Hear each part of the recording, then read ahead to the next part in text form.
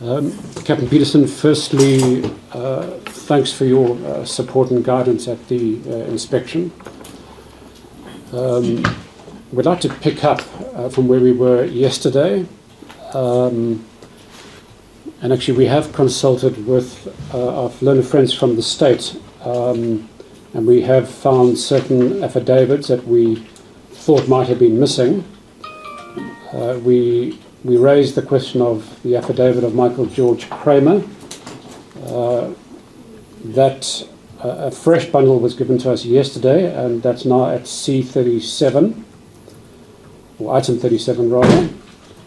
The statement of Melba Jenkinson is at number 38, and Kaliswa Constant August is at 39, and Edward Lombard, also known as Bayman, is at 40. So those statements weren't in the first bundle given to us, but we've now been advised exactly where they are. However, there are still a couple of other items where we need your help in locating them, or perhaps you can just maybe tell us whether they exist or not. And let us begin with that of Sergeant Ritter. And in relation to Sergeant Ritter, I can refer you to C43. I think that's of the diary. Is that of the diary?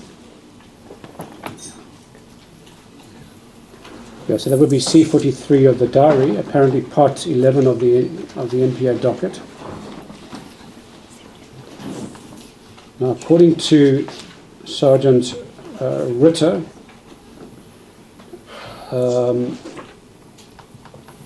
he took statements from René Nordier as well as Bruce Murray Arnott.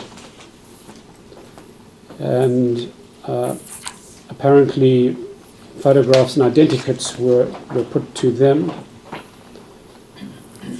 We don't see Sergeant Ritter's statement in the docket. Do you know whether he made a statement? And if not, why not? My Lord, I cannot answer that question. I did not pick it up. I did not see that, so I'm sure that there was no statement there. I can't recall seeing his name in a statement. And why, I wouldn't be able to answer you. Okay. My Lord, can I just check, do you have a copy of the diary? I was promised. I believe they might be able to hand one up to you now.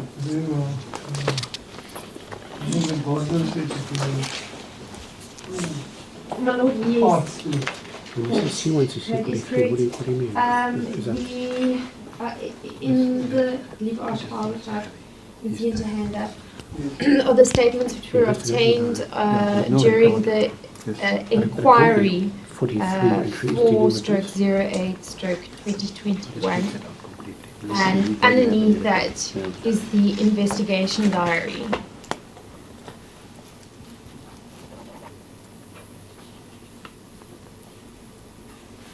I don't know if it would be possible perhaps to mark the statements as Exhibit D and the diary as Exhibit E. Statements. Exhibit D. Diary. Exhibit E. E. Very well. What's Exhibit D? It will be so marked. Thank you, Lord. My Lord, I something the difference. C43, date stamp on 12 of May 1993. I'm not sure if we have the right document here with me.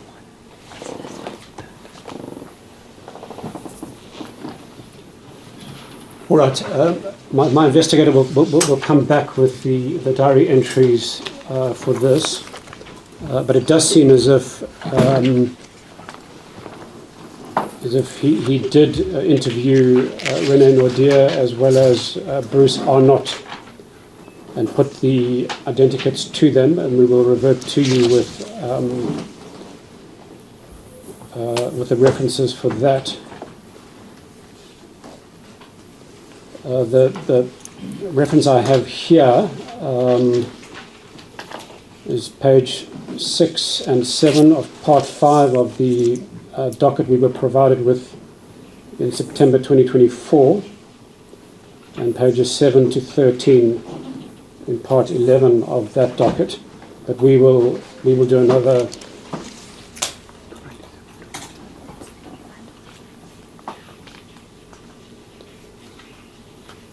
in the witness bundle. The statement of René Nordia is at page 212 to 214, and the statement of Bruce Arnott in the witness bundle is at page 297 to 299.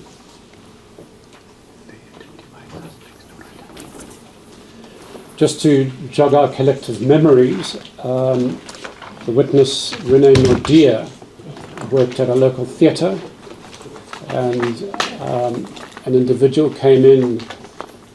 I believe she regarded him as quite suspicious. He wanted to book the theatre, and I think she reported that to the police. And Mr. Bruce Arnott was working at the Highgate Hotel, That's great. and another suspicious individual wanted to use the telephone, and I think they were then asked to look at identikits or photographs to see if they could be identified. That's correct, my lord. Yeah. In any event, so we were surprised to see that Sergeant Ritter hadn't made out his own statement, but it is something we can keep looking for. And then also we don't see a statement for Warrant Officer Ruis.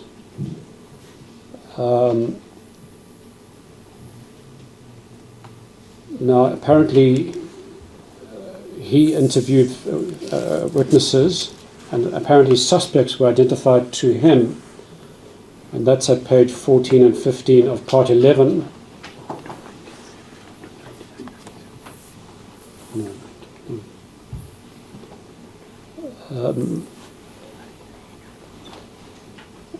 And I believe that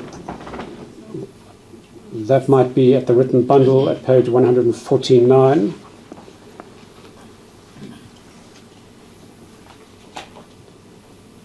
Do you know what investigations Warrant Officer Ruis carried out?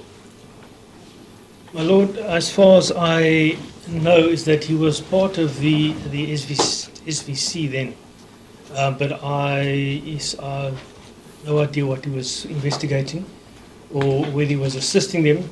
I know that later on he was part of crime intelligence.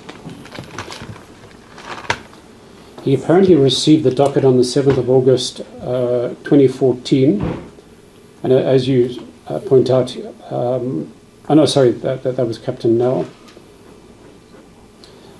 Do you know if Sergeant Ritter and Warrant Officer Ruis are still alive? I know that Captain Ritter is still alive. Warrant Officer Ruis, as far as I know, he's, if my memory serves me correct, he's gone on pension a short while ago. But I haven't seen him for a good couple of years, but he was stationed at Ndansani, but I can follow that up and see whether he's still available. That would be great, Captain Peterson, and maybe Sergeant Ritter as well. I think we do need to know what investigations they carried out, and maybe they might be able to tell us if they made out statements, and if so, where they are.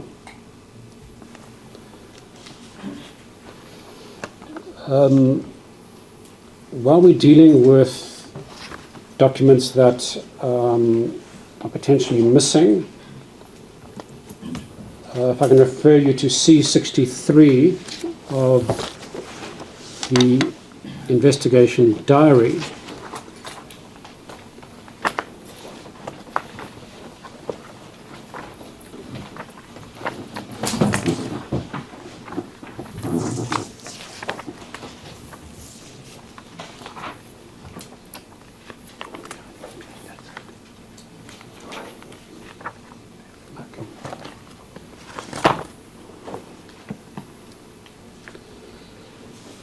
There's a reference to Lieutenant Colonel De Lange.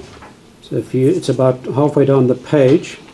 The entry is dated the 14th of June 1993 at 1455 hours.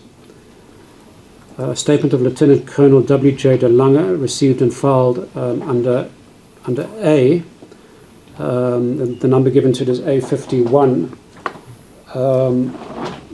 We can't find that particular affidavit. Do you know of it, and would you be able to draw it to our attention? And if our colleagues for the state happen to know where it might be lurking, you can also bring it to our attention.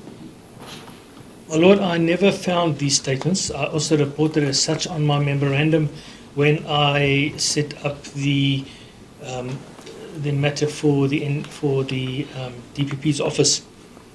What I did find later on in your investigation diary under C is that those warrants that were issued for those people had nothing to do with this matter, but were in fact had to do with another matter in another case. But yes, there was none of these warrants in the case docket when I received it. Also, with the investigation and searching further for this, I could never find it, my Lord. So, were you satisfied that the reference at C63 to the warrants of arrest for Ngolile Ngabane and Dumisela Motokoweni, that they had nothing to do with the Highgate case? Those warrants were for another case? My Lord, yes, I am. The reason for that is that there was nothing sufficient pinpointing these people to the specific case. But if you read further into the investigation diary, I can't give you this precise page, but you'll see that they link to a different matter. It would seem as though wherever anybody was arrested or linked to another attack, is that everything was written in each and every case docket. That's what I've picked up, because if you look further on in C, you'd also see in the matter where the people were arrested for the Yellowwood Hotel, it's also mentioned there the names and things like that. So I presume it was the way the guys did it, just put it into different case dockets. But they've got nothing to do with this matter. There's no linkage of them in this matter of Highgate. Okay, thank you. Then, Captain, if I can refer you to C13 of your diary.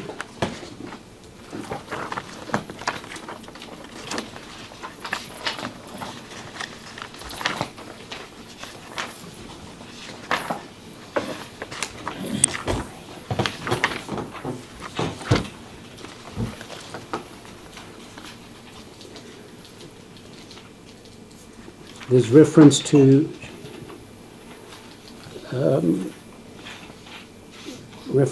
the Appler files of A23.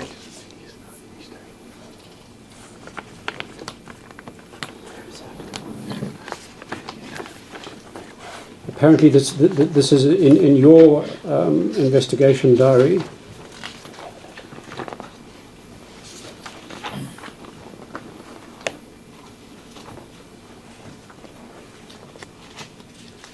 I think your diary is at the very back of the main investigation diary.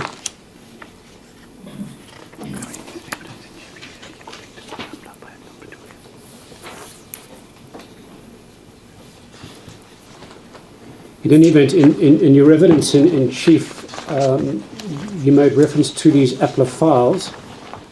In our notes, we have them recorded at A23 and A24.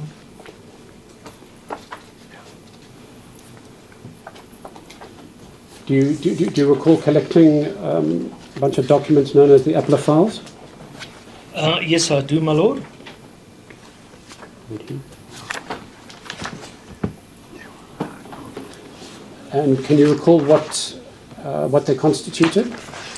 My Lord, they constituted of all the known members of APLA during the time of the struggle. It also mentioned the crimes in which the APLA members were involved. If I can remember correctly, it also pinpointed where they were trained, what their numbers were, as well with regards to, I think it's the APLA's reference numbers and things like that. And it also, in those reports, there were a couple of debriefings of previous attacks across South Africa as well, if I can remember correctly.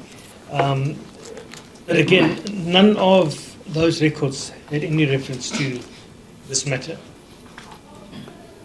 But did they have reference to other incidents in which APLA was implicated? Yes, it did, sir. But no reference to the Highgate Hotel incident? No, there was reference to the Yellowwood, to the Baja Church, there was reference to the Heidelberg attack, the Queenstown attack, but no reference at all to the Highgate Hotel. And did you find that odd that there were references to all these other attacks where soft targets were shot at, and but no reference to this particular attack? My lord, I did. It was quite a struggle for me to understand why, but yes, I did find it odd.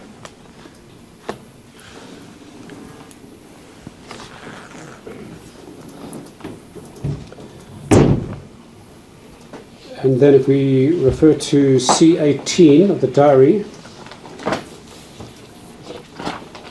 there is reference to the affidavit of Peter Henning, and we can't seem to locate that particular statement.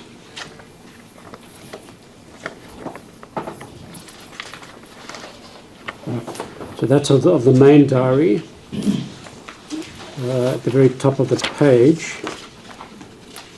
I'm looking to see when the entry was made.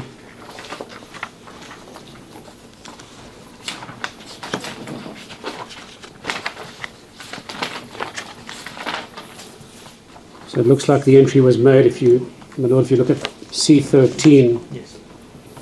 it seems that it was made on at 1800 hours, well, that seems to be saying the 3rd of April, but that date can't be correct.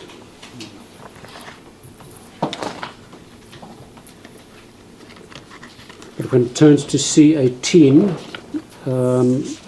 next to number 5, there's a reference to Mr. Peter Henning. Looks like made a call from is at the Berlin Tea Room to say that he has seen a certain Lungisi Ntindi,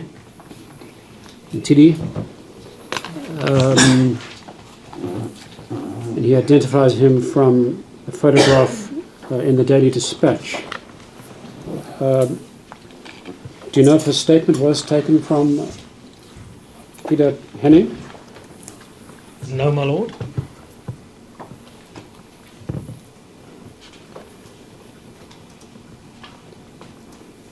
And then if we can make reference to the correspondence section of the docket, that would be B8 and B9,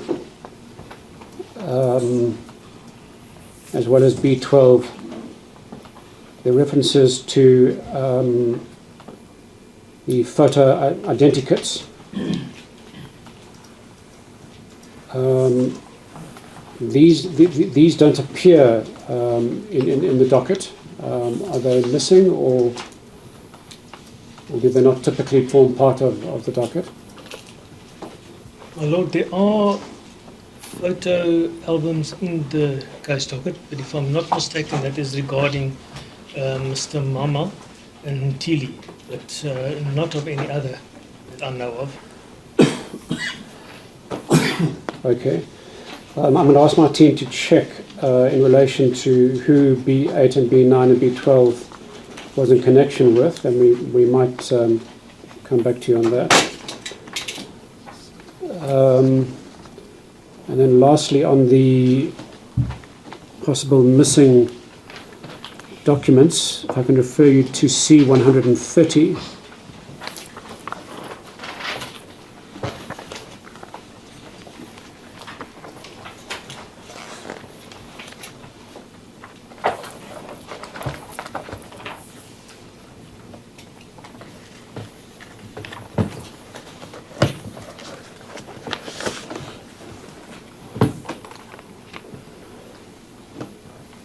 And if I actually want to start on the previous page, C1 to 9,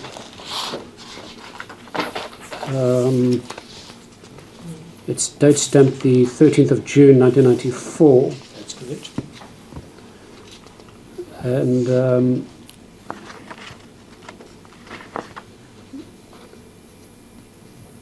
there's a reference to Captain Schwartz.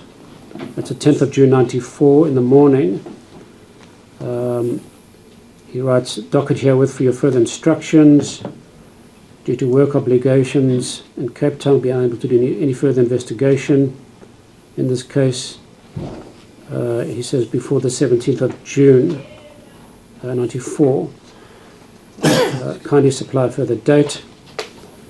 And then he writes at the bottom, Sergeant Else, start with the preparation for an inquest docket on the 5 deceased, and that's dated 24 June 94. So, a month and a half later, Captain Schwartz instructs Sergeant Else to prepare an inquest docket. Do you know what happened to that inquest docket? Was it ever prepared? And why did nothing come of it?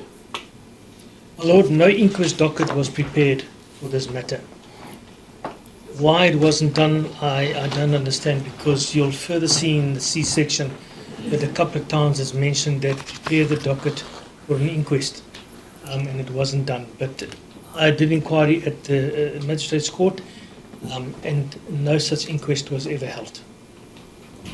Yeah, no, we're aware that this is the first inquest, and it's certainly something that the families have experienced some anguish over as to why an inquest wasn't held later that year, or perhaps in the years that followed. But now we're more than 30 years later, so we were interested to note that at least one officer said, let's prepare an inquest docket. But then the inquest docket wasn't prepared, and of course the inquest only happened more than 3 decades later. Could you give the court a sense as to why the inquest was never held prior to this week? My Lord, it would be difficult for me to speculate on that. My opinion on the fact that the instructions weren't followed is a clear neglect of work done by the investigating officer. To have an entry made like that a couple of times by your commanding officer and still have nothing done is just absolutely unacceptable. And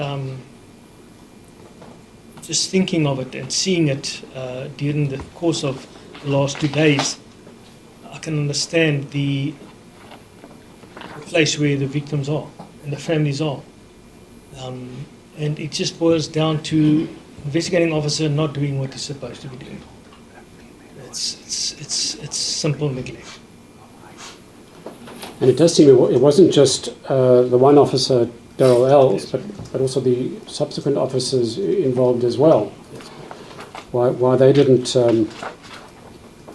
take the bull by the horns and prepare an inquest docket and submit it to the NPA, who could then have taken it further.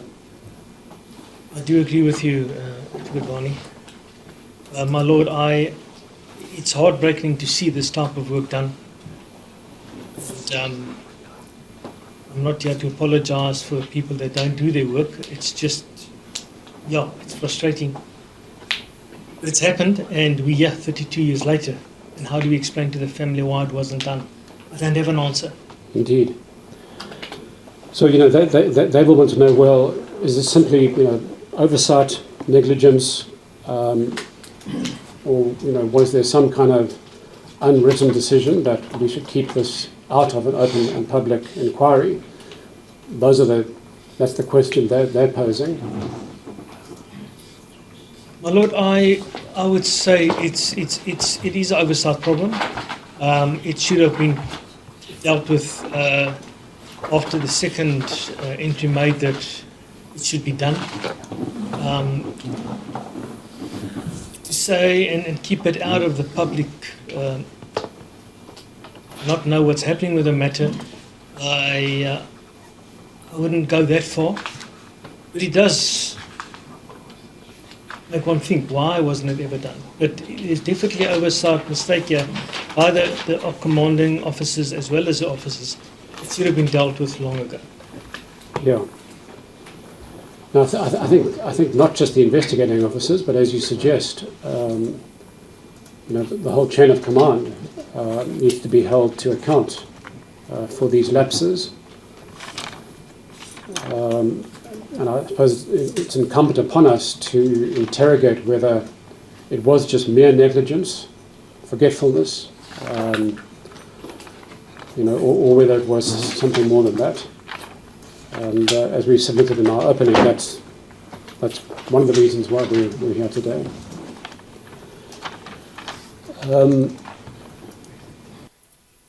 So Captain Sergeant Else took note of the commander's, Yes, my Lord. because he says, Yes. yeah, okay, I've got it. It'll happen. A couple of times he answers that he's noted it and it will be done. Yes. It's just not done. And then nothing happens after Nothing that. happened after that. A couple of times. Yes. Yes. What is the process? How does the commander keep a tag on what the officers are doing? So if he gave or she gave an order or whatever. My Lord, in those years as a commander, you had two registers. You had a register that had your brought forward dates and you had your register for your court dates. So every time you'd get to the 28th of January, you'd have a meeting with your members, have a look at the case dockets, and then you call the dockets for inspection for that specific day. I do know that SVC was far busier in the sense of being across the Eastern Cape with their work. But there is still a responsibility on the commander to ensure that the instruction that's given is complied with. And I would say it's pure negligence that nothing was done regarding that. And if it was, we'll have to go and have a look and see if there's any disciplinary steps that were taken against the IOs at that time. I just find it strange that one would ask it over and over, and as a experienced commander myself, after the second time, there is certain directions you have to comply and follow, and it clearly, it wasn't done. Yeah, so you're saying that Captain Swartz would have had his own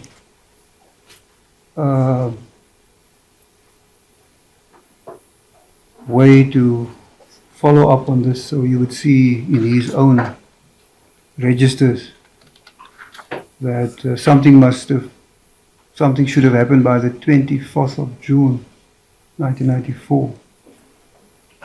So would he then, on the 24th of June 1994, call this up and say, what has happened? Yes, my Lord. Ordinarily.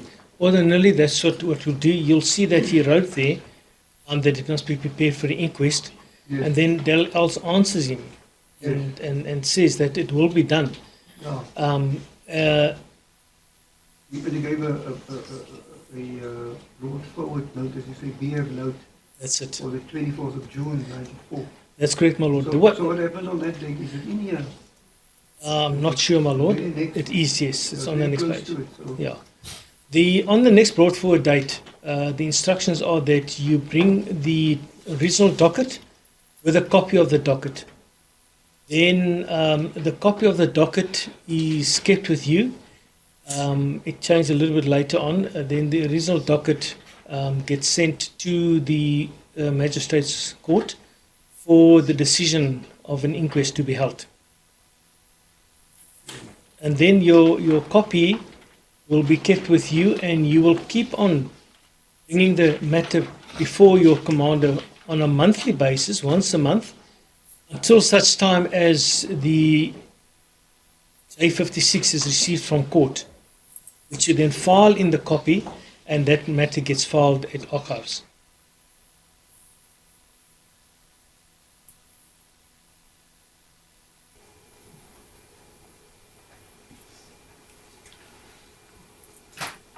So, does one expect to see some or other response on the 24th of June 1994 in this investigation diary? Lord, which page C is that again? If I may But you ask see 130, C130. 129 and 130. Yeah.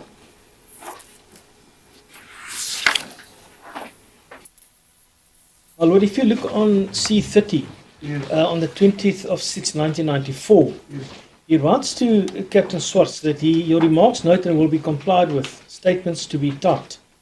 Now, that was then, it wasn't a must that statements have to be typed to the inquest court. It's something that was brought in by the commanders, that statements be typed so that it can be sent to court, typed statement with the original statement, for the magistrate to read it easier Yes. and to make a finding. Then, if you go further again,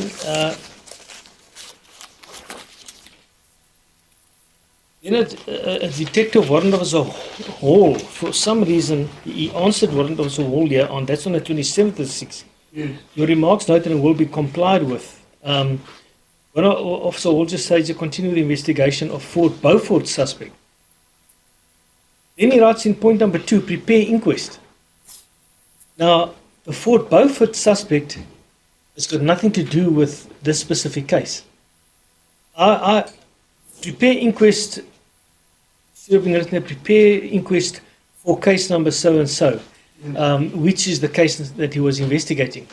Again, noted and will be complied with, statements are being typed.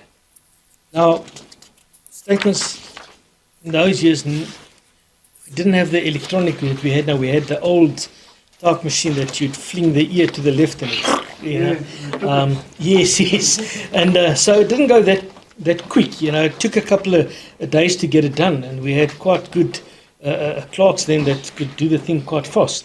So I can't understand why it was never done on time, or why it was never done that the inquest was held. So are you saying, Captain, on the 24th of June, there appears to be a reference to something that has nothing to do with this incident? It refers to Fort Beaufort now. They referred to Fort Beaufort. Now, the Fort Beaufort CR is, if I'm not mistaken, my lord, is the suspects that are mentioned, the two suspects that Mr. Varney asked me about early on. Yes. I might be incorrect, but it is one of the cases that I'm involved in. I can't understand, again, it just doesn't make sense, because just above that, he answers Detective Warrant Officer Williams, say to, due to the investigation conducted in the Fort Beaufort, CR 116 of 694 of the past week, investigation in this matter have not been completed. Now, I can understand that they were busy, yes, but if you continue to go through this, you'll see again on the 8th of the 7th, 1994, on C32, Captain Swartz writes there, Detective Sergeant Else, continue with inquest preparations. Yes. He answers him on the 11th of 7th, your remarks noted will be complied with, statements still being typed. And so it continues. Statements were typed, because we did have statements typed in the matter. And they weren't signed or commissioned, which says that he obviously, I would surmise that he was preparing it, but it didn't go anywhere like that at all. Then if you look, my lord, on C134, again on the 2nd of August, Captain Swartz has done precisely what I said. Once a month, you'll draw the inquest, the docket for the inquest, preparing for the inquest. He said, start preparing of inquest. He answers on the 2nd of August, the remarks noted will be noted, and as discussed with you, inquest will be compiled as soon as typist has completed typing a clip. Now, my question is, when did these statements actually go to the typist? Because now it's 2 months later. Still busy typing. They're still busy typing. Alright, as you say, it's the old machine. It's an old machine, and I can't say. Yeah, it's a bit, But it's pushing it a bit. it is questionable. Yeah. So this thing is really just in the dead end. It's a sort of circular situation. Yes, my lord. It was in a dead end then already, and it was just a continuous writing.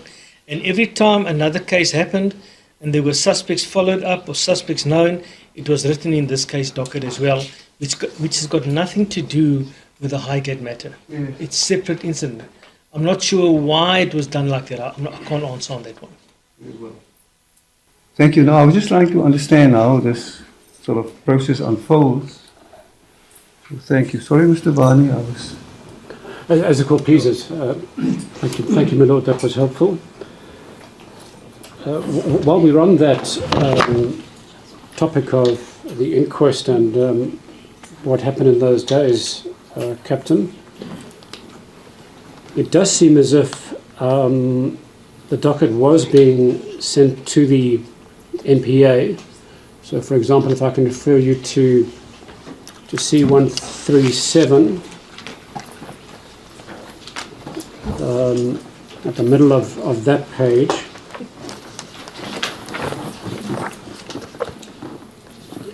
so this is now the 24th of November 1994.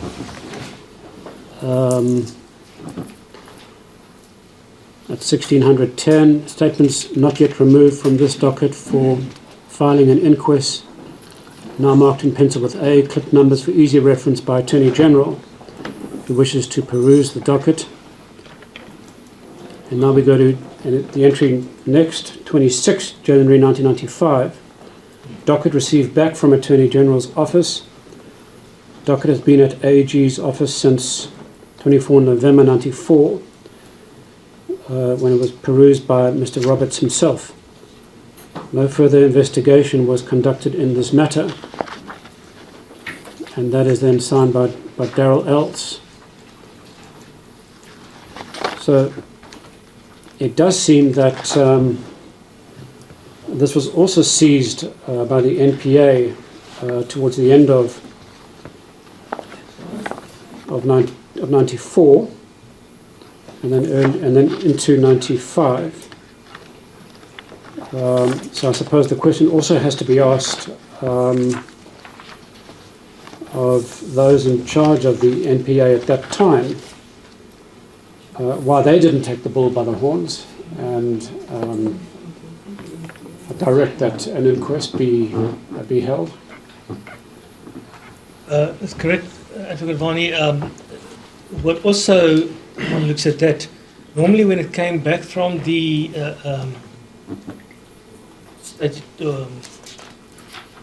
the Attorney General's office, there would normally be instructions if there was something that was outstanding or that they wanted. And no mention is said that if there's any instructions given regarding outstanding investigation or anything like that. So I can't give you the answer why it was sent there. And from my inquiry, there was no report back that it was received.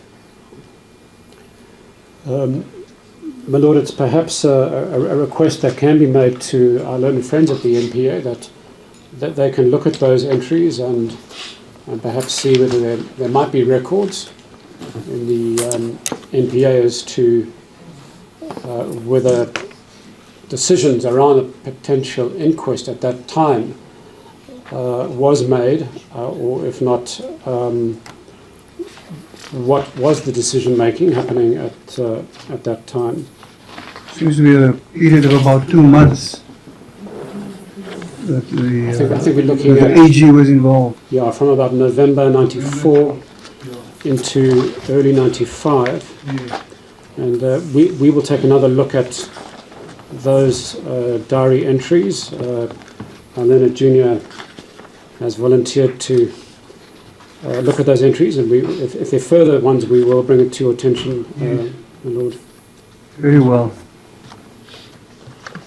My Lord, Edward Varney, if you don't mind me, Yes. I'm just wondering if with that docket sent to the Attorney General's office, if it didn't have anything to do with the other Cambridge docket, because the other Cambridge docket was for Supreme Court.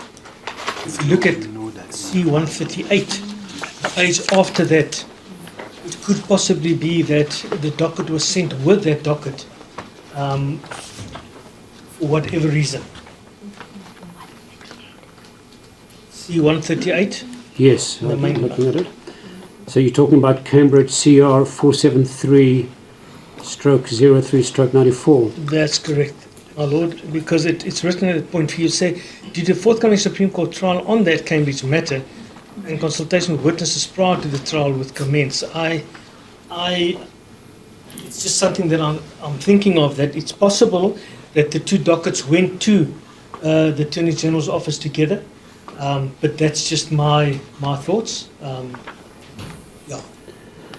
Well, if one goes back to C136, at the bottom of the page, the entry date is 21st November 94, and Captain Schwartz writes, due to preparation of dockets Cambridge CR 473/03/94 and Fort Jackson CR 42/03/94 for purposes of trial and also opposing bail in said cases, preparation of inquest in this matter has not been finalised.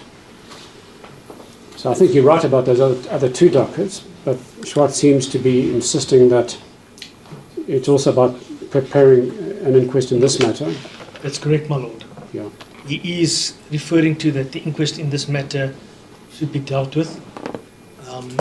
I just wonder if it wasn't sent together with the cases to see whatever they wanted to look at. But that's just my thoughts, my Lord. Thanks for drawing that to our attention, and it's certainly something that I think we need to look into further.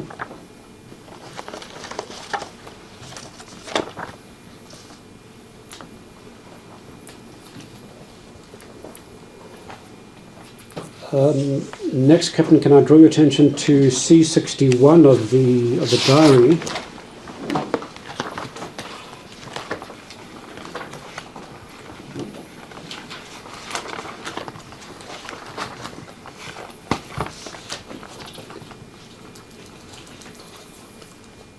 And reference is made to exhibits that were recovered at the scene.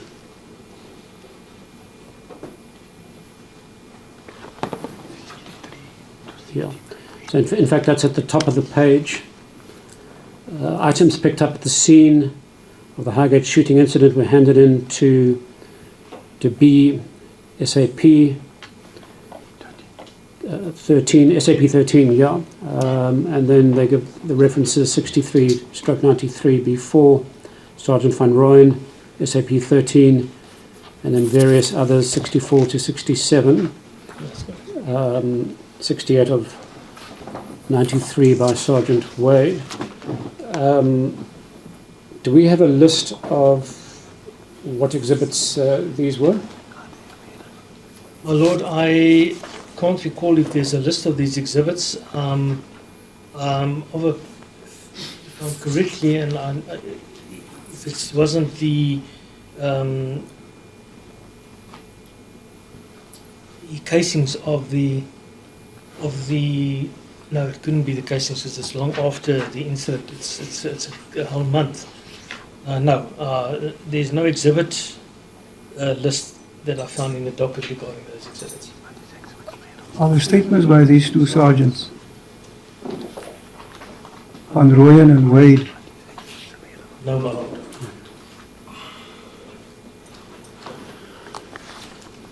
So presumably if you don't know what they are, then you also wouldn't know if they're available and where they might be located. That's correct, my lord. And then while we were on that same page of the diary, C61, there's also a reference made at 11th of June 1993, and this deals with the docket being discussed with the AG by Captain Schwartz, and warrants of arrest in respect of Lungi and Tititile and Tembelani Nkundu. References made to the statements of Mr. Claassen and Mr. Arnott.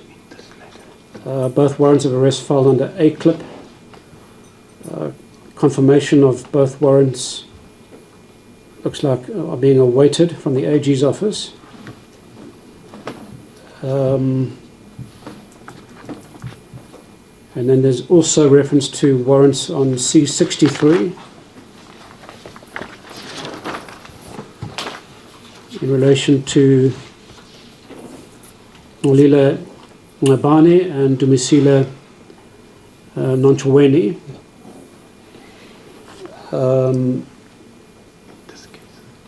I think you might have dealt with some of these warrants in your evidence in chief, but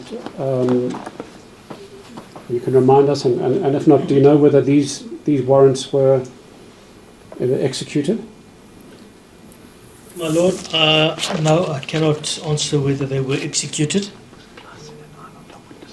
However, if, again, I want to refer that not one either Lungisa Ntantile or Tembelani Kundu were charged on this docket or appeared before court on this docket. The only one that was arrested was Mr. Mama. It was later released in '94.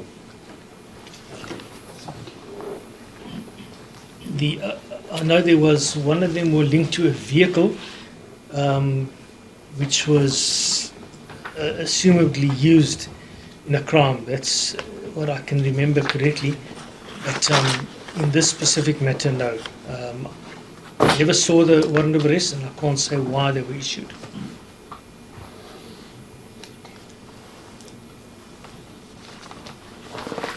Yeah, it doesn't seem as if they were ever executed. We speculated that maybe these individuals were identified by witnesses such as Renee Nordia and Aileen Margaret Clark.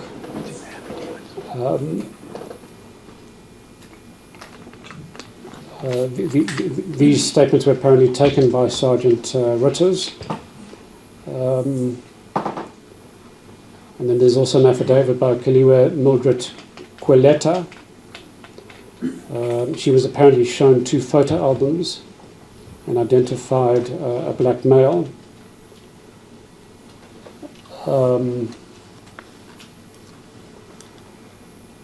Does it sound as if the issuing of the warrants arose from the identifications made by those individuals? My lord, it could be. One must just take into consideration that with the identification or the statement there, that not all of these people were close to the scene of the incident at the time. So I cannot answer in saying how were they linked to it or why it was issued.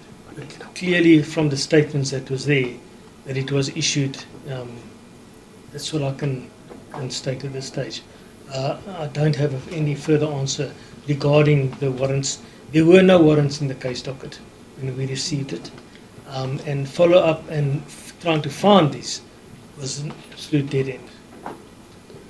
So presumably, if the warrants were never issued, then at the time it must have been felt that there wasn't sufficient evidence to go on. And if the warrants were issued, they must have had a change of heart for some reason in not executing them. My lord, it could possibly be, but one must take into consideration if you see the amount of mentioning of all the other cases in your C, it could be that warrants of arrest were issued for them, possibly linking, not these two, but linking the others to other cases. It's the only thing that I can think of, but specifically here, I don't have an answer.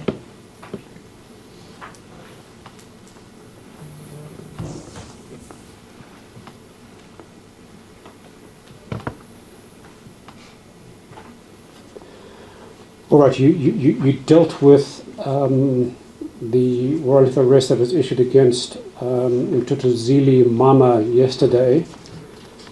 So no need to revisit that.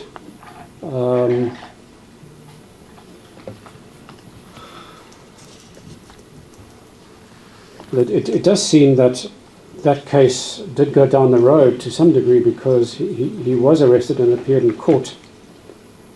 The case was remanded until charges were withdrawn against him. There were apparently 3 witnesses who implicated Mr. Mama. Do you recall who those witnesses were? One was Mr. Klaus Hoft, if I'm not mistaken.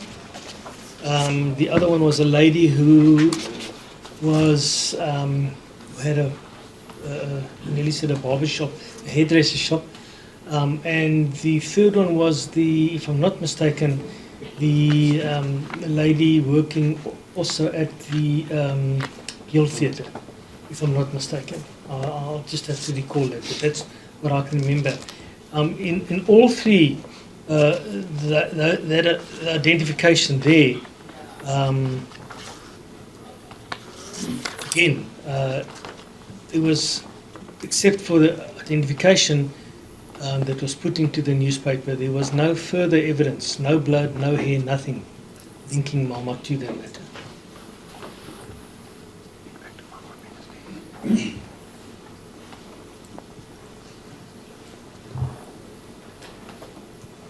Okay, so ultimately the prosecutors involved must have felt that the evidence from those 3 could not be relied on. I'm now going to refer you to C10 of the investigation diary.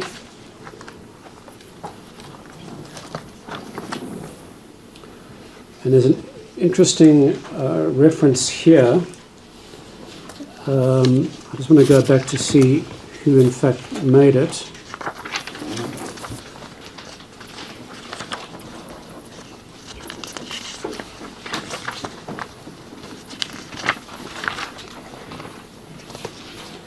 So it looks like the entry was part of a long note dated the 2nd of May 93 at 0700 in the morning, and it deals with Lieutenant Starson, Sergeant Nordia and RST Duplessis going to the scene. And what's interesting is that they say na vir vingerafdrukke,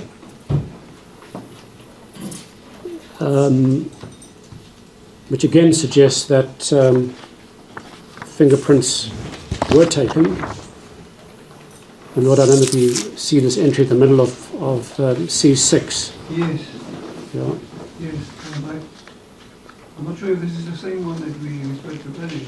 Yes, it is one. Oh, it is. Yes. It is the same one. C6, of course. Yeah. Yeah. But then, if one jumps to C9, so it seems as though it was approved by the National Commissioner at the time. Sorry, Mr. Bonnie. My lord, yes, there was a document that I saw where 150,000 was approved. It was a fax document, if I'm not mistaken. I'm just trying to think where I saw it. I'll have to just go through the case docket again. I'm sure it was under B-Clip, if I'm not mistaken. I could be mistaken. That's where I saw the 150,000. I think it's in this matter. we'd be interested to see it because we'd like to know, was it confined to information leading to the arrest of those two individuals, or information that could crack open the case more generally? I'll just take a look again. I can remember seeing something about that. I'll just go through the case docket again. Because if it was the latter, that could have been potentially helpful.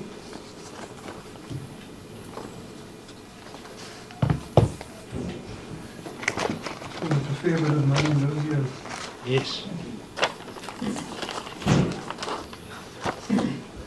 Captain, I just want to take you back into your evidence in chief and just raise a couple of quick questions.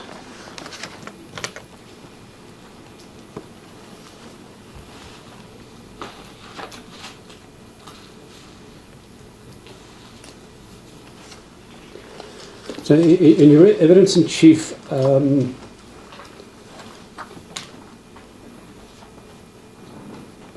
it seems that quite early on, the early investigating officers did look at other APLA operations, for example, the attacks at the KW golf course, Yellowwood, the Baha Church. They were looking at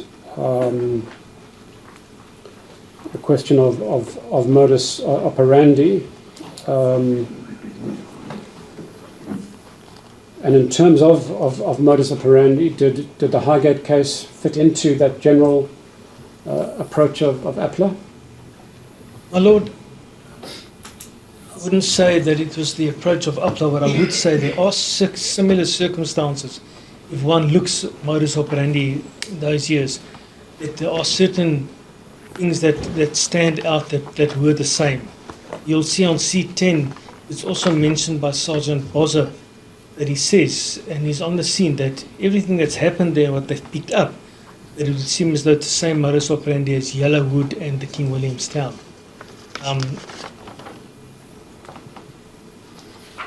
Yes.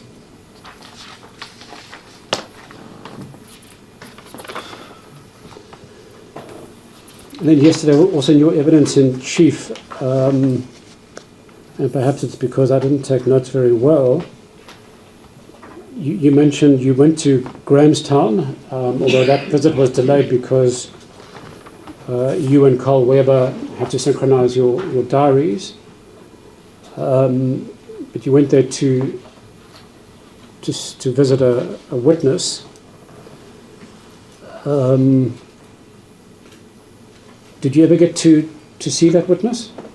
My Lord, I'll be honest, I forgot about that. Never saw the witness. You never saw the witness? No. And do you recall the name of the No. witness? No. I know there was a first name, I don't recall the name. There was a clear understanding that between me and Carl is that we would meet up and go and see the witness together, because he felt that the guy would be more freely to speak. And a couple of times we never got to each other. I never got to that again. When you mentioned it yesterday, it came to mind that I'd never attended to that. All right. When we call Mr. Weber, we'll put that question to him and see whether he can recall the identity of that person and whether it's still worth following up if he's still available. And then also in your evidence in chief, you spoke about the change in the police record systems. Originally it was an MR system, as you referred to it, but that from 95 through to 96, the records were computerized into the CAS system, the CAS system. Did I recall correctly?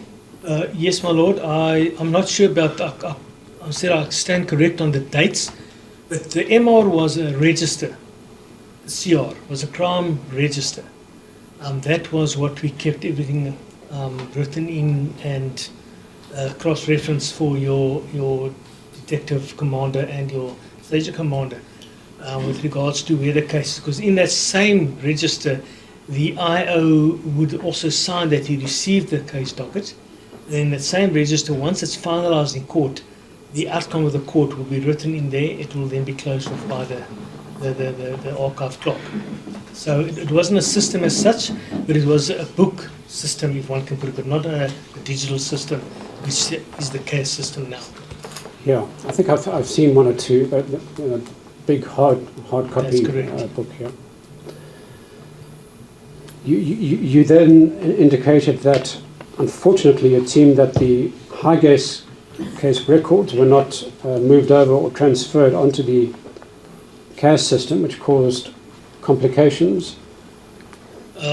Yes, my lord, that is what my thoughts are, because if it was done when Captain Nell received the docket, there would have been a case number on it, and there was not. He registered from the docket that he got into the inquiry system that he had at the head office.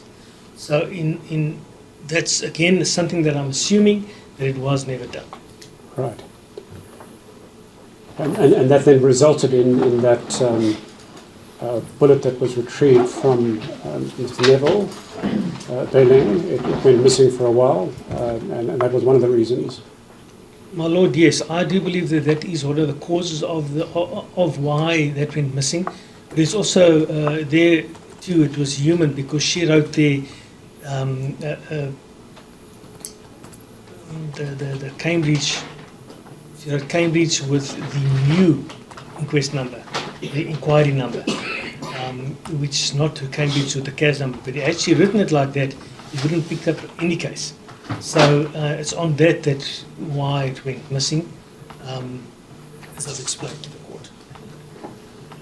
And do you know at what point the Highgate case was moved onto the CAS system?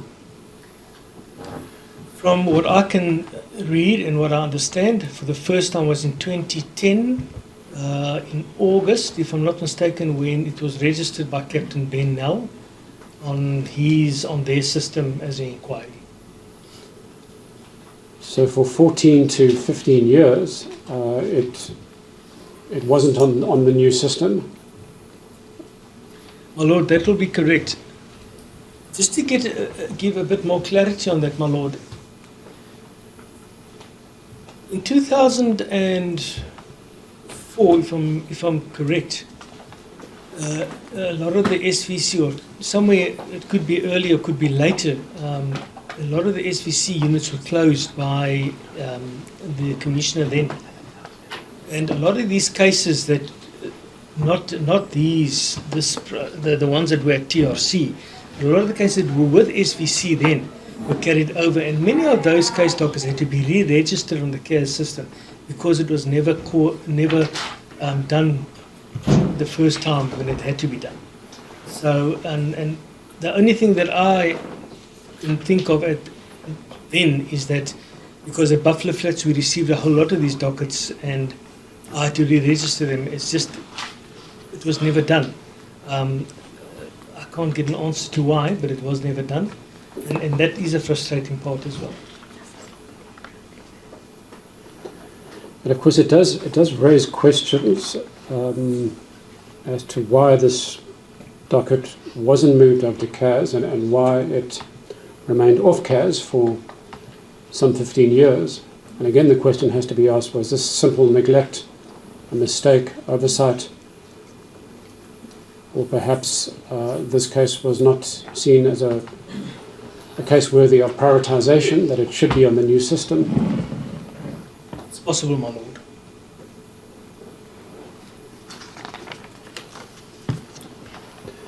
Before we move off that, I think you've agreed with that, Captain. I agree. Sorry, my lord, yes. Captain, before I move off that topic, I've got a request from Neville Beling. That bullet sat in him for several years, and he's made a request that he would like to see the bullet again. And if it's no longer needed for ballistic purposes, as I understand it, can't be tested because of its condition, whether he could have it back. My Lord, I do have it with me. I received it early this morning. It's in my briefcase with me. I will just discuss it with my commander. I don't think it would be a problem. I would gladly hand it back to you. The reason why we kept it with us was until such time as we could finalize the inquest. If there was something that we had to do or whatever arose from the inquest. But yes, I do understand that, and I will take every effort to ensure that he gets it back. Thank you, Captain. We'd be grateful if he could. Captain, you gave some interesting evidence yesterday on the colour of the outside wall of the Highgate Hotel, which was painted at least in part orange. And indeed, we saw that from the video that Neville Billings' father made. And you also pointed out to the court that the AWB was having a meeting in another hotel. I believe it was the Orange Grove Hotel. That's correct, my Lord. So you were correct, I think, in putting up the proposition that perhaps the wrong target was hit, and that instructions were given to hit an orange painted hotel. You, of course, wouldn't know where those instructions came from. Am I right in saying that you were simply theorizing as to why this particular hotel was hit and not the Orange Grove? That's correct, my Lord. It is just something that, from the investigation, the bits and pieces that one picked up, there was a lot of talk about the Orange Hotel. But Orange Grove was well known as the Orange Hotel, and as Gudvani referred to the video, around the windows and the top section there was orange on. And it's just something that I thought of, and picking up on that, yeah, that was just my thought.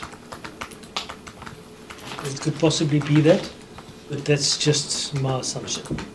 But I believe it was Dumisani Nkumazana who had been arrested in relation to the Gama attack. He was an APLA member, and you also gave evidence that it emerged in the TOC that some of these APLA members had broken away from APLA.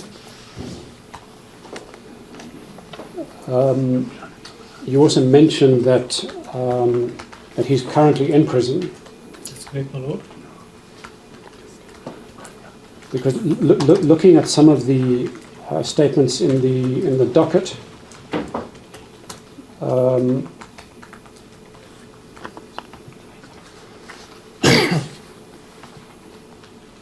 particularly the statement of Colonel Dewey, and I think there's a reference at C5 of the diary.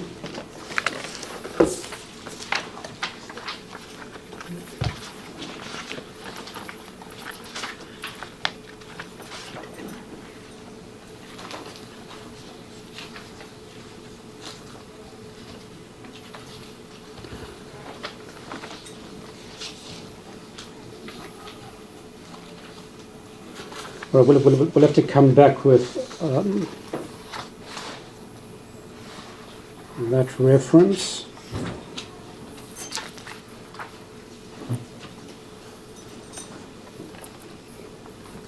It seems like Colonel Dewey, if it was Stuart Dewey, was working with somebody by the name of Colonel Tlaki Melvin Vani, that's V-A-N-I. And it seemed as if Mr. Vani, no relation to me, the spelling is different, had formerly been an MK member, but then had subsequently joined the police. and he was interviewed. And at some point, Colonel Vani and others had helped to track down Dumisani, who had escaped from prison. And once he had been apprehended, there is a statement which we will locate and bring to the court's attention. It seemed as if he was accepting responsibility for the Highgate case, although at a later stage he then denied that.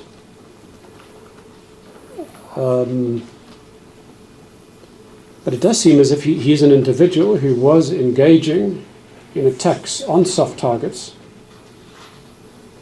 like the Highgate Hotel, and that perhaps at that time he was under the command of Appler.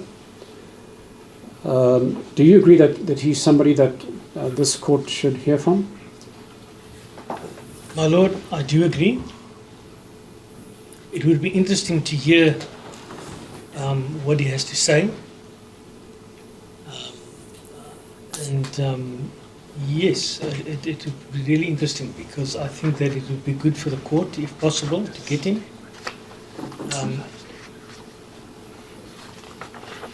A statement like that made by the gentleman who we spoke to on Dala, that is all as evidence with regards to where he mentioned that he attacked it. As Advocate Vani referred to, he withdrew it later on. But it would be interesting, because with Captain Nell, he refused to talk, and he refused to see me as well. So if the court is able, it would open a door for us to get more detail about what is possible. Well, if the court agrees and a subpoena is issued against him, then he has no choice, and he must be brought to court to answer questions. And, my Lord, we're of the view, even though this man at one point accepted responsibility and withdrew it, he has been convicted for similar kinds of offences. That's correct. And I think as part of the court's investigation into this matter, from the family's side, we would request that a subpoena be issued against him, and at an appropriate time convenient to the court, he should be brought here to answer questions. Is he the person who's in custody? He's currently serving a jail sentence. Yes, my Lord. Mdansani, Correctional Services.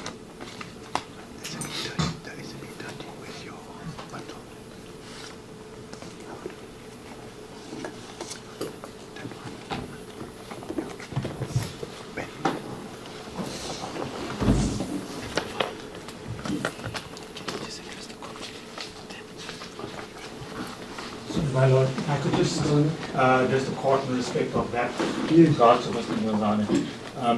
I think it's important to bring to the court's attention Colonel Dewey did approach him to obtain a warning statement, and at that juncture he elected for legal representation, and he elected to remain silent. So if it's a court's intention, you need to bear in mind that he was a potential suspect, as Gavani pointed out. It's unclear from Mr. Vani's statement, the police officer, it's slightly ambiguous whether the alleged confession was made directly to him, because there is a subsequent statement where it's alleged that Mkamazane indicated that he wasn't part of that attack as well. But Colonel Dewey did approach him, and he indicated that he wished to have legal representation before we made any statement. So his warning statement, which is contained as 830, or his statement that's marked 830, is actually a warning statement in which he refused to answer questions until he consulted with an attorney.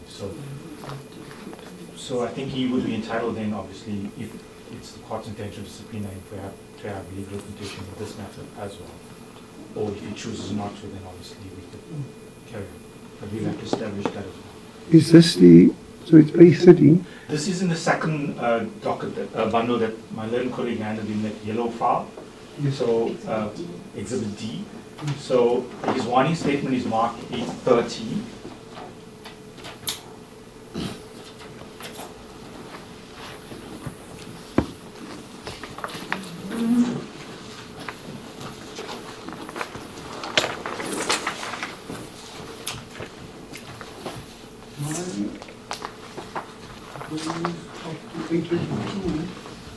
Yes, no, no. So he's, it's marked 43. So his would be 8. One looks at index, he would be page 43. Page 43. Oh, I see. So it will be statement regarding interview with the suspect. And then the gentleman that my then colleague referred to is Melvin Barney, which was 27 to 35.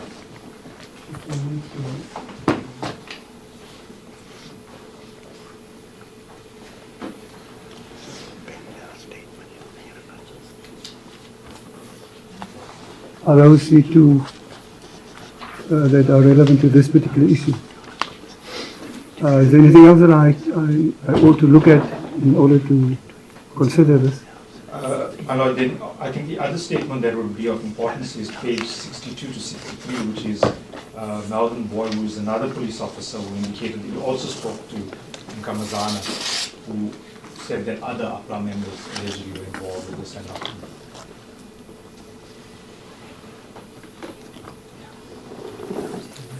So, my lord, my suggestion would be, would be that we could requisition him if he's, once we get confirmation he is at Mdantsane, and then he can be made aware of his rights, and should he choose to exercise same, we will then obviously will have to decide how we can either appoint legal representations via the how much of legal aid or whoever else would want it, or if he's going to get private counsel. Maybe that would be the easiest way to go.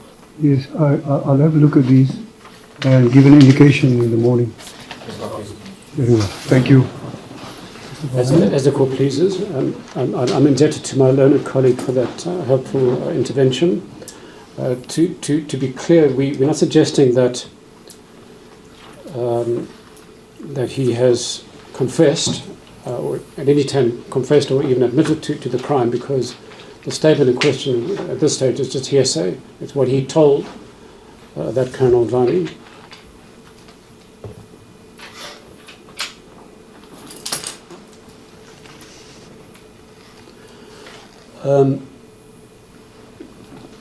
Captain, I've just been reminded to ask you, at any point in your investigation, did you ever get to interview an individual by the name of Alan Elston? Yes, I did, my lord.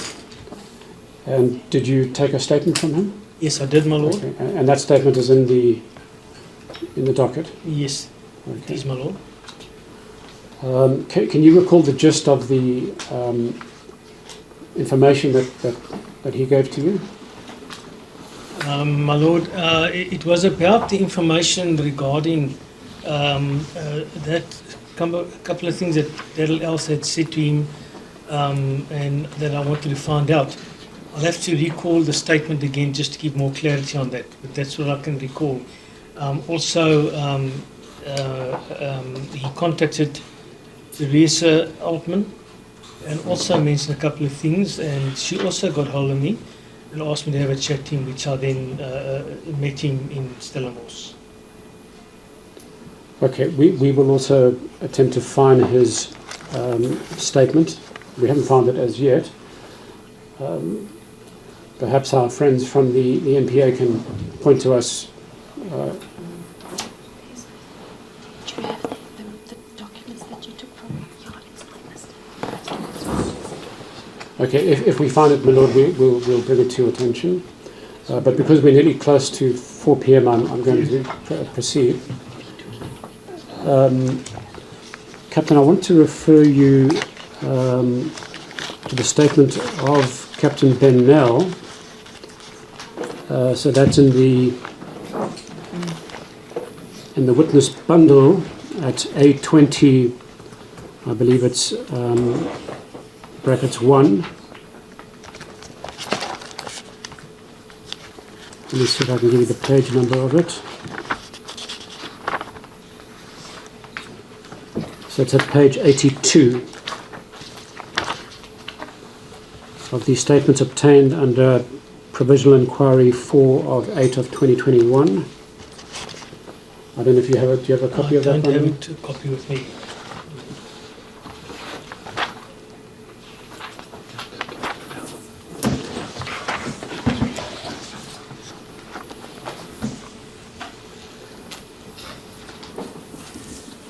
Thanks for arranging that bundle. So it's A20 at page 81, and then we want to refer you to paragraph 25.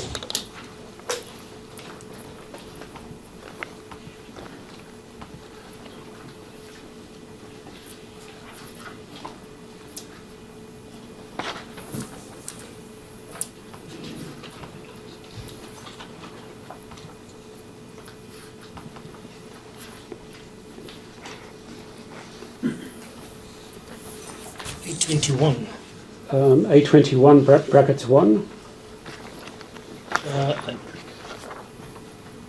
This is Neville Belling's statement on this. It says A20. So it apparently it's A16, although in our copy it's marked A20. And the, My Lord, if I can just explain, I think that Advocate Varney is referring to the affidavit at page 82 to 86. It was labelled as A20, but A20 was also, or the affidavit of FISA was also labelled as A20. So That I is put duplicated. 20 in there as well. That's what you put it as one, I see. yeah, So A20 was duplicated. Yes. yeah, that's A20 brackets 1. And if we could go to A20 brackets, I think it's 5, at paragraph 25 at the bottom of the page.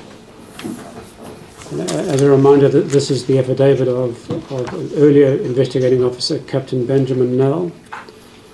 My Lord, I'll read this paragraph into the record. Yes. Lieutenant Colonel Lucas Visser of the Ballistics Section, Forensic Science Laboratory in Silverton, Pretoria, supplied an affidavit in this regard. He stated that he was able to locate a duplicate file of Lab 16020/1993 at the Pretoria Ballistics Section. The Western Cape received a request in 1995 to compare the exhibits of Cambridge CAS 1605 of 1993 with some suspect firearms. The file with all the exhibits was couriered to Cape Town on 14 July 1995 by the Silverton Post Office.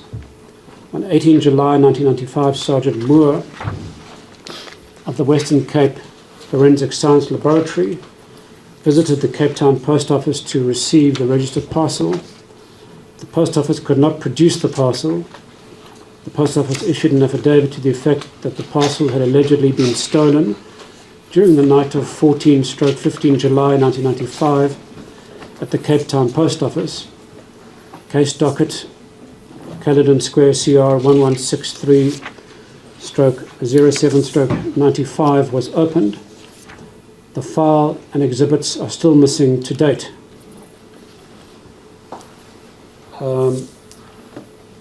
Were you aware of this missing ballistics package? And what has transpired since then? Well, Lord, I was aware of it. I also went to Cape Town and got a copy of this Caledon Square, which is now Cape Town Central. And I looked at that docket as well. We did some inquiries in the area from what we could and found. But again, even on that case, there was no fingerprints, nothing. It's broken. But if you also on that matter, if you look at the property that was stolen, there was a whole lot of other property stolen as well. But nothing came of that case. That case was closed undetected by the detective commander of Cape Town Central. So the net result is that the cartridges that were found on the scene have been missing since that date and until today remain missing. That's correct, my lord. Is it standard practice to send it through the post office? Those years it was standard practice, my lord.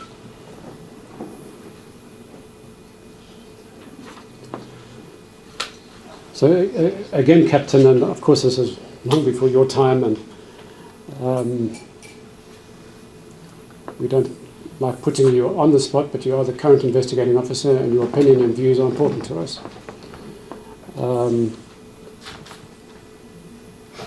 The questions that are going to be raised, is this yet again another unfortunate incident? Is it merely coincidental that important items of evidence, the cartridges found on the scene, go missing? We share the court's concern as to why important evidence was being sent in the post.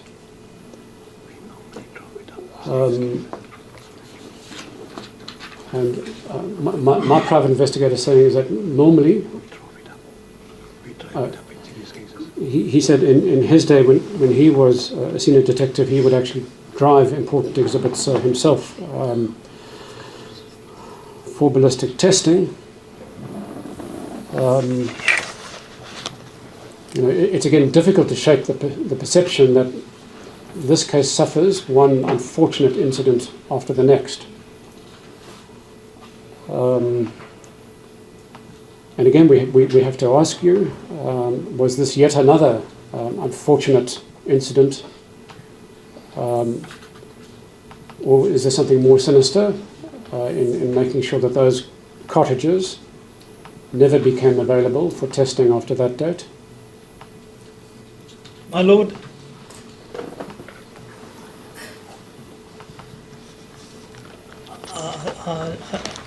the word sinister to me is quite strong, Advocate Varney. I do understand. Why would something like that disappear? It just doesn't make sense. Specifically for that. Yes, the things were stolen as well. But it does raise the question as to what quality checks were there with regards to this. And I do agree with your investigating person that when it's serious matters like these, you do take them down per vehicle. If you take the amount of that which was recovered on the crime scene. So I think it's fair to say questions could be raised and there needs to be answers for that which I can't give. Thank you, Captain. Captain, what real evidence remains in this case? My lord, Such a lot of things have disappeared. I need a copy of Neville's statement. my lord, the only real evidence that we have at this stage, there was evidence in Pretoria lab with regards to blood, and it was recovered on the crime scene. I'm sure that was not linked to anybody. It wasn't linked to anybody, but what I did is I sent an email to the lab asking them to recheck all the blood samples that they had on record with regards to not only the Cambridge matter, but also the Beaufort the Fort Beaufort and the Yellowwood. And the reply I got, my lord, is that the quality control of the forensics those years was not what it was supposed to be.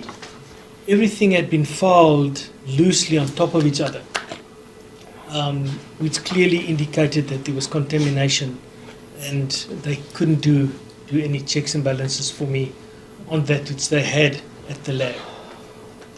The only physical evidence that we have currently is the projectile that we received from Mr. Billing that I have in my possession at this stage. I know there was rounds recovered on the crime scene. I know that some of it was sent to Pretoria. If I'm correct, there is a report to that effect, but none of that is available for us. So the, Can't give I'm an sorry. answer to why. Yes, so the only two items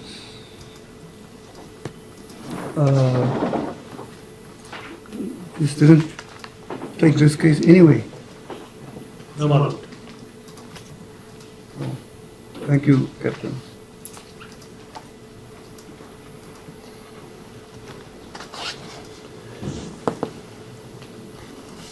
So, Captain, we just have to express our,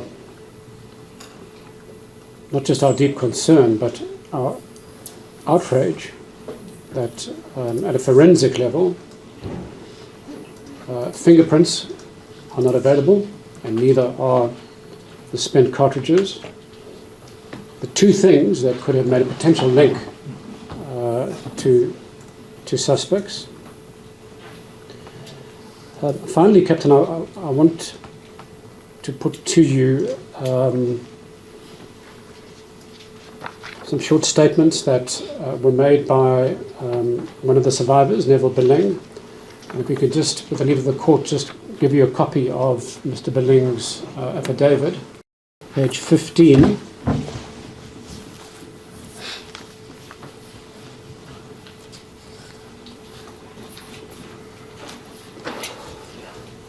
Yes, my lord. And if I can just, the leave of the court, read 2 or 3 paragraphs into the record and ask for your comment. And in fact, starting at the bottom of page 14, Neville Billing says, on 2nd May 2013 at about 8 p.m. I received a message on Facebook Messenger from Dirk Petzer. He stated that he knows more about the Highgate Massacre and asked if you could meet me. I asked if Lindeen Page could join me and he agreed. Screenshots of this exchange are next. Paragraph 59. We met Mr. Petzer in the parking lot behind the Cambridge Spa.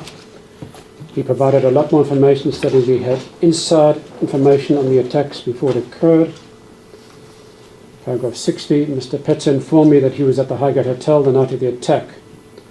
Before the attack took place, his brother came to the Highgate bar and told him he had to leave immediately. He left the bar and stated that when he got home, he got a call from his brother stating that the attack was over. Mr. Petzer mentioned via Facebook Messenger that on the night of the attack he observed a police Casper vehicle parked near the subway across the Highgate Hotel as he was leaving. I understand the subway to mean the railway bridge. And these messages appear in Annex B. And then lastly, 61, Captain Vaughan Peterson, who was assigned to the investigation in September 2021, later said he'd taken a statement from Mr. Petzer. That's at page 209 of the docket, where he confirmed he did speak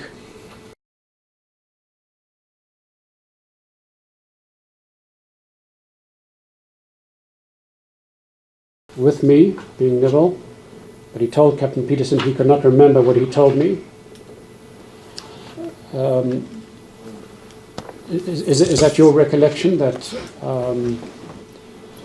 you did interview Dirk Petzer, who then effectively denied stating such things to Neville Billing?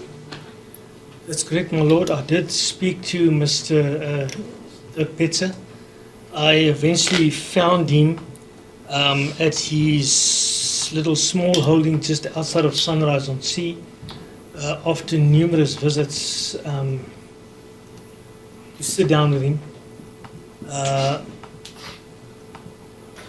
had a lengthy discussion with him. We stood at the vehicle. I went through the evidence that I had regarding what he said and everything, and he denied it over and over. I said to him, but this is your Facebook page, this is the message you sent. You can't tell me you didn't do it. No, I can tell you I did it, but I can't tell you why I did it because I was too drunk. At the time, we used to drink heavily. I can't dispute that because on previous occasions when I tried to get hold of him, he was highly intoxicated. And on that specific day was the first time in quite a couple of visits that he wasn't, and I could sit down, or stand rather, next to the vehicle, and we really had a long chat about it. And he was adamant that he didn't do it, and I know that it's difficult for Mr. Billing to accept it. I understand that. No, I wouldn't say I understand, but I could see his point in that. But there's only so many threats that one can make, and so many continuous discussions with a gentleman to try and get him to understand why we're trying to get closure for the victims. To the point where he just says, look, I didn't say that, and that's my story. And to the point where he was threatening to walk off. I needed a statement to the fact that what he said. I walked with him, came back to the vehicle, he calmed down then. I said, listen, this is why we're doing it. It's for the victims, not for me, it's not for anybody else. We're trying to get clarity on what the cause, who caused it. He just said to me, I don't know who did it, and that's my statement. And I obtained a statement accordingly to what he said to me. Yes.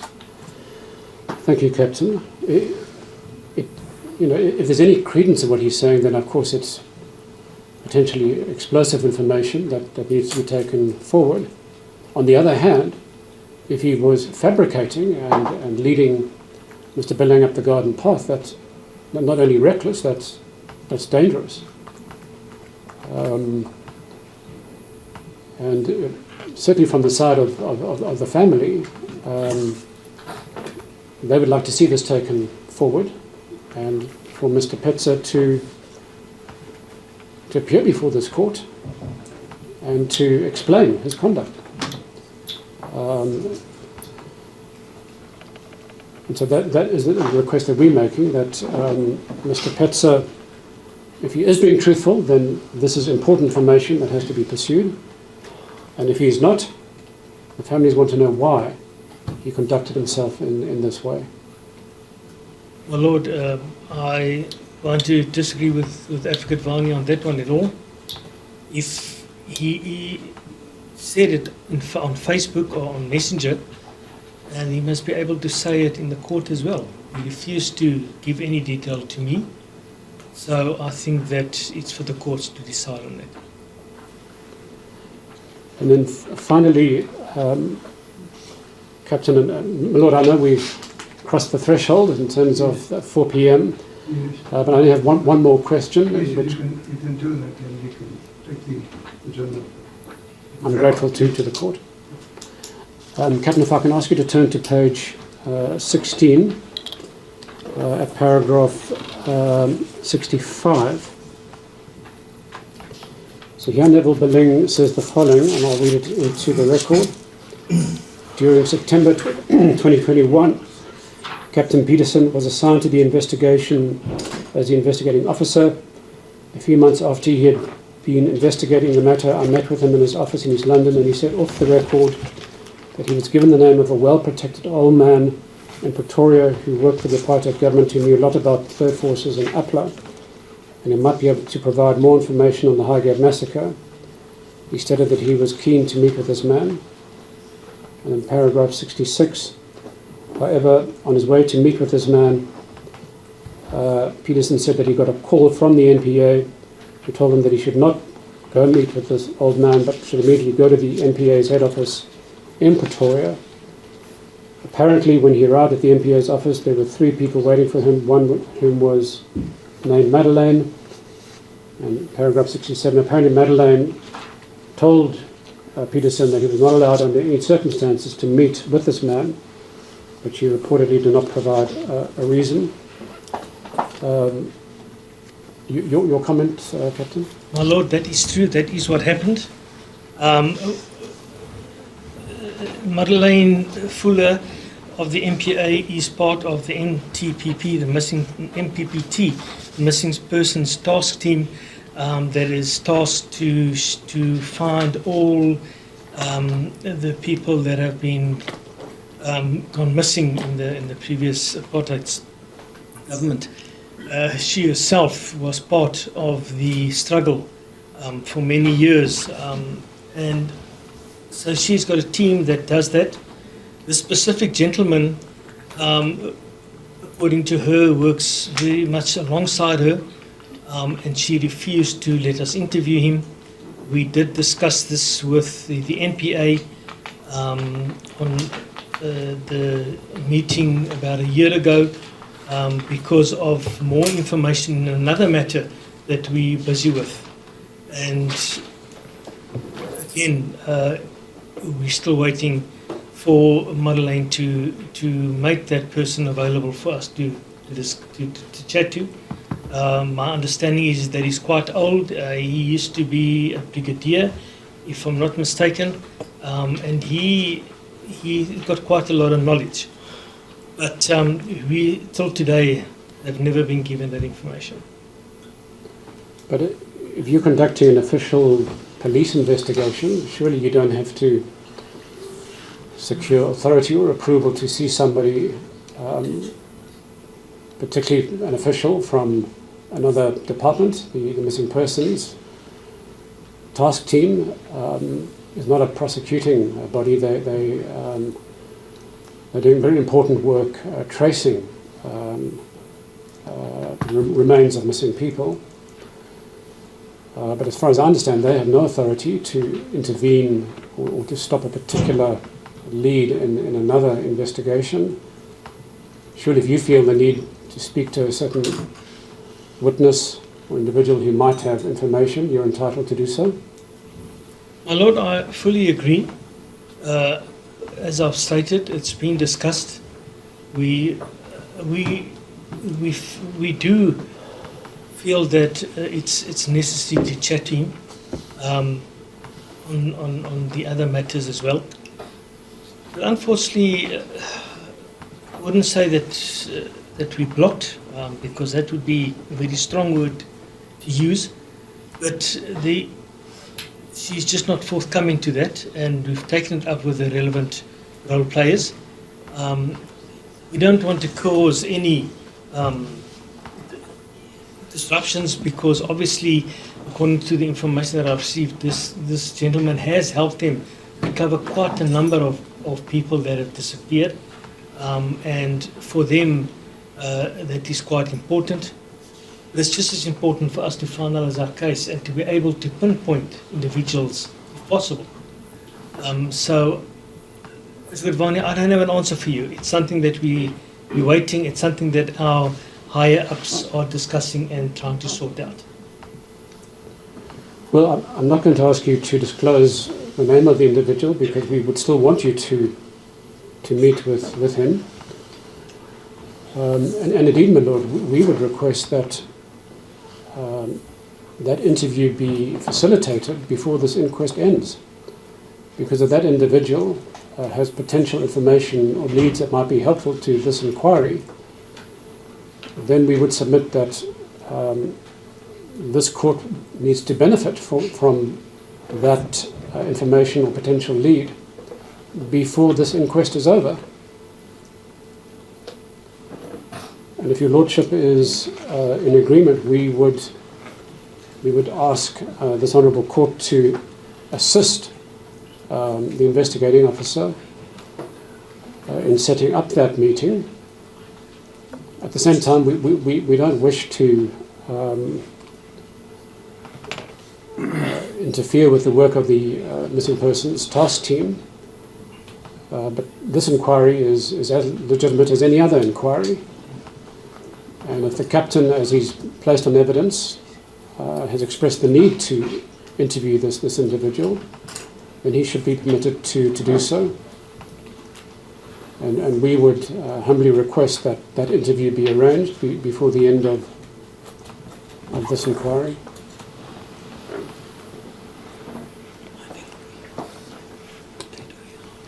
Yes. Was the only hamper to your being able to interview the particular gentleman, the attitude of Miss Fullard? My Lord, yes. She has all his details and his address. I personally went there with one of my officers to sit down with her and to be able to get the address so that we can go and see him, because we planned everything, and it just didn't really materialize. And it's been an endless frustration for us. It's been taken up with our commanders and our chiefs, and we're waiting to see. So, sorry, Captain. So, do you have the identity of this person? My lord, no, I don't. All I know it's a brigadier. I do have the surname, but I cannot recall the surname as we speak. But it's written down in the office there with Captain Dastile, who's my partner, and he too. We really would love to see this gentleman. I'm not saying, my lord, that he would give us. My sense of if chatting to this gentleman is that, according to my understanding, he has a lot of insight into the forces of UPLA, ANC, all those third force, because he was the guy that interviewed each and every one of them and spoke to them. That's according to what was explained to us by Madeleine Fuller. And that's why we just feel it would be good to go and have a chat to him and see from that if we can get anything relating to this matter. And I mentioned to Mr. Belling because it was a concern for me that, you know, it's something that we could follow up, but we've been blocked. So yes, my lord, it would be good. I will get the details for you. So what you have currently is the rank and the surname, but as for the whereabouts, you're dependent on the cooperation of Ms. Pollard. That's correct, my lord. All right. Mr. Varney, have you concluded? Yes, my lord. We have no further questions for this witness. Right. I think we're going to take the adjournment. I want to consider this later issue as well, and the other one. And Ms. Bosman will obviously want to ask further questions. So I'm going to adjourn the proceedings at this juncture to 10 o'clock tomorrow. As the court pleases. Court will adjourn.